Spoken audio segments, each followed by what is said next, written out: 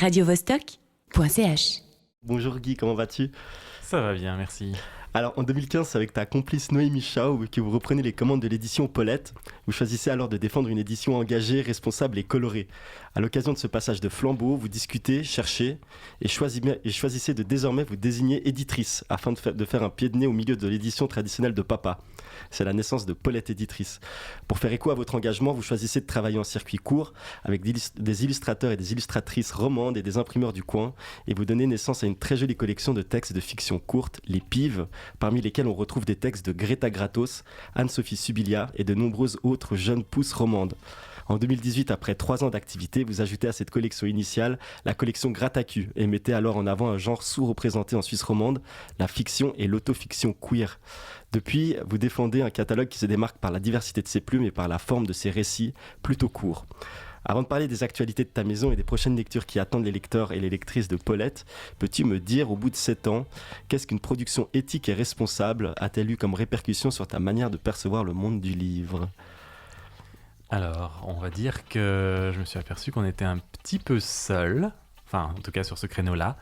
Non pas que les maisons ne soient pas toujours préoccupées par ces questions, mais simplement, c'est toujours un défi économique et pour beaucoup de maisons qui sont déjà sur le fil, faire des efforts dans cette direction, ça représente un coût.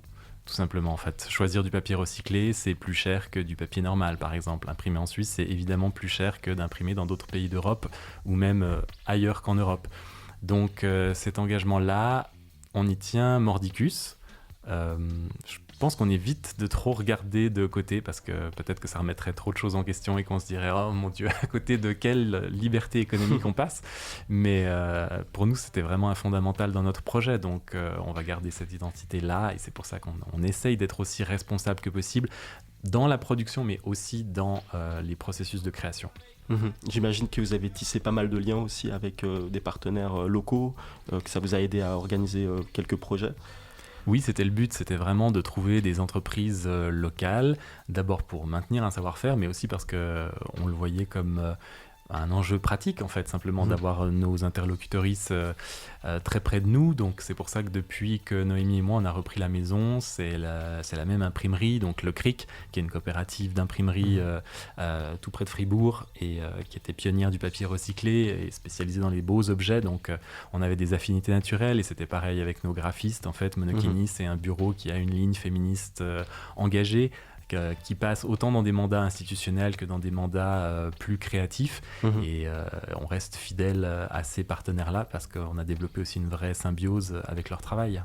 Super, on va revenir maintenant à la collection Gratacu que vous avez inaugurée avec le livre Cuisson au feu de bois, un recueil collectif qui proposait une série de textes queer d'auteurs et d'autrices de toute la Suisse romande. Ce mois-ci, toujours dans le cadre de cette collection, vous venez de clore un appel à projet, vos écritures lesbiennes avec votre projet Goudou, où êtes-vous ? Peux-tu nous dire quelle sera la forme de cette nouvelle publication et comment va s'organiser le suivi éditorial ? Alors, c'est un projet qu'on a lancé d'abord parce que c'est vrai qu'on s'apercevait qu'on recevait peu de propositions lesbiennes pour cette collection-là, alors qu'on en recevait plus sous la lettre G, si on peut dire, de l'acronyme LGBTQIA+, donc plus de propositions gays, un peu de propositions sur les questions trans-queer, mais très peu sur les enjeux lesbiens. Donc on a fait un appel spécifique, on a reçu 175 propositions. Ah oui, quand même. Ouais. Donc alors les réseaux sociaux ont un peu amplifié l'appel, donc ça c'est bien. Ça fait aussi des textes qui viennent d'ailleurs que simplement de Suisse. On n'a pas encore tout lu, évidemment, parce que c'était le 30 novembre, le délai, on n'a pas encore choisi. Je sais que ça piaffe d'impatience, mais il va falloir attendre encore un peu. Et puis ensuite, le travail éditorial, c'est toujours en fait un travail d'adaptation aux enjeux du texte d'abord, et puis au degré de maturité qu'il présente.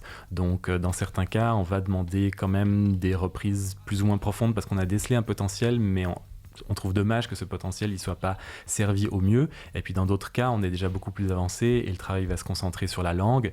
Et en l'occurrence, pour tous les textes, le but est de suivre ce processus, peu importe d'où on part, pour arriver à quelque chose de très abouti dans tous les cas, puisqu'on veut que ces propositions, elles ne soient pas seulement militantes, elles soient vraiment abouties d'un point de vue artistique. Et d'ailleurs, cette collection Gratacu, ce n'est pas que des textes collectifs. La collection s'agrandit et fait place à un nouveau livre qui vient nous interroger sur les notions de genre. Peux-tu nous parler du livre « Je suis un homme trans » de Léo Côme que j'ai vu que tu as amené aujourd'hui ici chez Radio Vostok. Tout frais de l'imprimerie, puisqu'il est arrivé vraiment aujourd'hui entre mes mains. Donc voilà, c'est toujours un moment plein d'émotions. Même l'auteur ne l'a pas encore reçu. C'est un projet qui nous est arrivé justement dans le cadre du premier appel aux écritures qu'on avait lancé et qui était beaucoup trop long. Mais on l'a adoré tout de suite. Donc on a décidé d'aller de l'avant. Il y avait énormément de choses dans ce texte à ce moment-là, parce que c'est aussi un projet très personnel pour l'auteur.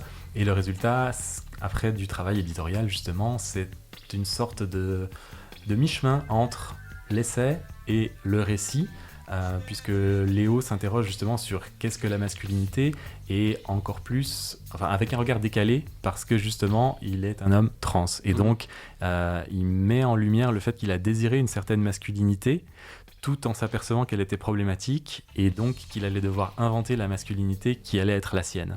Ce qui donne un point de vue très intéressant, quelle que soit l'identité qu'on puisse avoir en tant que lectrice.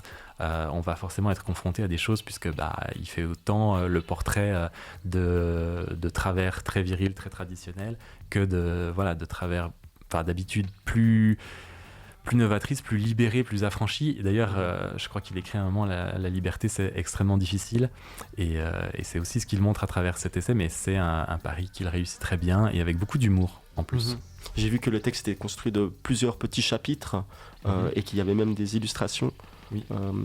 Qu'est-ce que c'est tout ça ? C'est différentes manières d'appréhender, je pense, la même question. Et puis, comme on était dans des enjeux qui touchaient autant à l'essai qu'au récit de vie, c'est vrai que ça permettait cette forme de fragments, de toucher plusieurs thématiques sans entrer forcément dans un long texte théorique. Et c'était un travail qu'on a fait avec lui, par exemple, de faire la part des choses aussi entre ce qui était important et ce qui l'était moins. Ce qui est plus difficile quand on a le nez dans son propre texte, d'abord d'une façon générale, mais quand en plus le texte parle de sa propre existence, c'est difficile de décréter qu'il y a des choses qui sont secondaires et d'autres qui sont prioritaires. Donc ça, c'était par exemple un des axes de travail qu'on a eu avec lui. Ok. Est-ce que tu peux me dire qui est Paulette ? Paulette, c'était le nom de la grand-mère du fondateur de la maison d'édition, Sébastien Meyer. Donc, elle a existé, mais évidemment, elle ne s'est jamais mêlée des éditions. D'accord. Et qu'est-ce qui te passionne le plus dans ton métier ? Alors, c'est une question difficile, mais je dirais qu'il y a 2 éléments qui m'intéressent beaucoup dans ce métier. Le premier, c'est qu'en fait, c'est plusieurs métiers en un seul. En fait, les journées ne se ressemblent jamais. Tu passes autant de la manutention à des enjeux financiers, stratégiques pour l'avenir de ta maison d'édition. Entre les deux, il y a du travail éditorial, il y a des mails, il y a de la promo à faire, il y a des placer les autoristes dans des programmations. Donc ça se ressemble jamais. Et puis l'autre point que j'adore, c'est créer un catalogue. En fait, je trouve ça vraiment presque émouvant, en fait, simplement de vraiment choisir chaque texte qui vient comme une pièce de collection s'ajouter à une série, et puis il y a que la longue durée qui pourra révéler en fait le visage complet du projet, et donc il reste toujours une part d'inconnu dans ton présent, et ça, je trouve ça fascinant. Et d'ailleurs, en parlant de catalogue, Paulette, c'est 2 collections, les Pives et Gratacu. Elles ont en commun le fait qu'elles sont en fait des collections de fiction courte. Qu'est-ce que la fiction en fait peut nous raconter sur la réalité ordinaire des personnes queer, la réalité des personnes en général ? Qu'est-ce que la fiction peut faire ? Est-ce qu'on peut ouvrir un séminaire universitaire pour répondre à cette question ? Venez-nous en aide. Non, mais là, je pense que tout le monde fait ça. Tout le monde se plonge dans les histoires pour savoir, d'abord pour échapper au réel, pour comprendre le réel. La fiction, elle n'est jamais détachée du réel d'abord. Et puis, dans le cas des personnes queer, il y a des enjeux de représentation qui se posent très clairement. Donc, le fait de se reconnaître, de lire des histoires qui vous concernent, c'est quelque chose qui est rare. Et parfois, on en lit, mais elles ne sont pas respectueuses, on va dire ça comme ça. Alors des fois c'est plus ou moins grave, ça peut être des détails, mais ça peut aussi être plus conséquent. Et être une maison d'édition qui propose ce genre de texte, c'est faire attention à beaucoup d'angles morts d'abord, et essayer de s'adresser autant aux personnes concernées pour qu'elles y trouvent leur compte en termes de plaisir de lecture, et qu'à un public non concerné qui va découvrir ces enjeux. Donc il faut toujours être sur le fil entre les deux. Et en proposant l'édition de recueils collectifs, parfois de premiers textes, quels sont les moyens que vous avez mis en place pour ne pas faire l'impasse sur la qualité ? Je veux dire, quand un texte est très personnel, comment vous y prenez ? Il faut avoir l'âme d'un caméléon, aller comprendre à chaque fois l'enjeu du texte, mais aussi la manière dont la personne fonctionne, en fait. Et ça, je crois que c'est indépendant, en fait. Que la personne soit expérimentée ou débutante, il y a un truc chez elle qui va être plus ou moins réceptif aux commentaires, qui va avoir plus ou moins envie de reprendre, qui va être capable de se dire c'est un travail qui se fait en confiance, c'est pas une critique négative. Et puis si on arrive à créer cette bulle, justement, le travail peut avancer, mais il faut se repositionner à chaque projet et à chaque personne. Ouais. Et vous publiez du coup de la fiction plutôt courte. Est-ce que tu penses qu'il existe une bascule pour ce genre ? As-tu l'impression que ce format est davantage plébiscité par le public aujourd'hui ? C'était un de nos présupposés de départ quand on a lancé la collection Les Pives, qui est vraiment un format court, donc 80 pages en gros, donc ça fait à peu près 1h30 sur un petit format de livre, d'aller chercher un lectorat de nouveauté, aussi un lectorat qui peut-être a rompu son lien avec la lecture et qui se serait montré moins impressionné justement par un livre qui a d'abord été séduisant visuellement et qui ensuite n'était pas trop long à lire. Alors c'est vrai que dans les textes de Gratacu, pour l'instant, les volumes sont relativement court, mais enfin, voilà, Cuisson au feu de bois fait quand même ses 220 pages, quelque chose comme ça. Donc, et on n'exclut pas qu'un jour il y aura peut-être un gros pavé. C'est simplement aussi les textes qui viennent, qui sont comme ils sont. Et pour l'instant, on n'a pas encore trouvé notre Dostoïevski, mais ça viendra sans doute un jour. Je te remercie. Maintenant que les présentations sont faites, je te propose désormais de terminer notre entretien en t'invitant à nous présenter les 2 livres qui figurent au panthéon de ta bibliothèque personnelle. Le premier livre est un livre qui représente le mieux Paulette éditrice, à tes yeux, alors que le second est un coup de cœur que tu aimerais nous partager. Peux-tu me parler de ton livre pioché dans le catalogue de tes éditions ? Alors, ce sera celui qu'on a déjà cité, Cuisson au feu de bois, parce que c'est vraiment là-dessus qu'on a mis notre énergie ces dernières années. Même si la collection Les Pives n'est pas terminée, puisque l'année prochaine, il y aura 2 Pives, donc ça revient. Les 2 collections vont exister en parallèle. Cuisson au feu de bois, au final, après l'appel aux écritures qu'on avait lancé, c'est 23 textes qui regardent dans des directions extrêmement différentes en termes de genre littéraire. Voilà, que ce soit de la fiction, que ce soit des textes qui ne sont pas liés entre eux. Exactement, qui vont plus vers l'essai, il y a même un jeu à la fin, il y a de la poésie. Tout n'est pas de l'autofiction, il y a aussi de la fiction pure, parce que c'est important de rappeler que les personnes LGBTQIA+, ont aussi le droit à la fiction.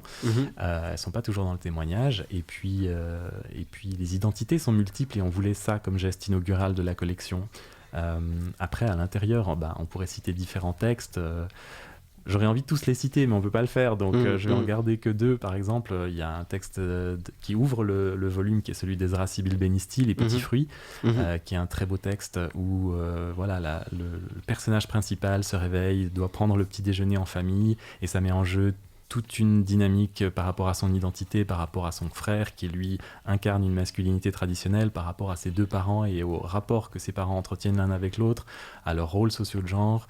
Et c'est vraiment un texte extrêmement délicat. Et puis un autre texte, c'est celui de Céline Perrin qui s'appelle Les Garçons. Et dans ce texte-là, l'autrice suit une enfant qui s'appelle Léo. Et Léo simplement joue avec ses cousins comme elle l'a toujours fait. Et puis simplement, ce jour-là, rien ne va se passer vraiment comme d'habitude. C'est-à-dire que d'ordinaire, c'est elle qui a le leadership par rapport à ses 3 cousins dans leur jeu d'aventure. Et puis ce jour-là, les 3 cousins se rebellent gentiment et en ont marre. Et en fait, dans ce tout petit tournant, l'autrice arrive à nous faire comprendre quels sont les rôles sociaux de genre, en fait, et comment Léo, qui est en train d'être perçu comme une femme par ses cousins, est d'un seul coup mise à l'écart, et ça pose plein de jolis enjeux, mais encore une fois avec beaucoup de subtilité et de délicatesse dans l'écriture. Donc ça, ce sont 2 textes que nous retrouvons dans Cuisson à feu de bois. Et est-ce que tu peux me parler du second livre que tu as choisi, me raconter son intrigue et les raisons qui t'ont poussé à vouloir nous en parler aujourd'hui ? De quelle thématique traite-t-il et que nous raconte-t-il ? Alors, c'est un texte qui est paru quasiment pile 100 ans plus tôt, Voilà, ça s'appelle La femme changée en renard et c'est un texte qui à la base est en anglais et qui a été écrit par David Garnett. Donc David Garnett est un auteur qui a fait partie du groupe de Bloomsbury où il y avait notamment Virginia Woolf, donc un groupe de personnes qui étaient très affranchies des normes d'un point de vue moral, qui étaient très libérales au sens premier du terme. Et dans ce texte-là, qui est son plus connu, il n'a pas signé beaucoup de textes, mais dans celui-ci, La femme changée en renard, c'est simplement l'histoire d'un couple de notables anglais.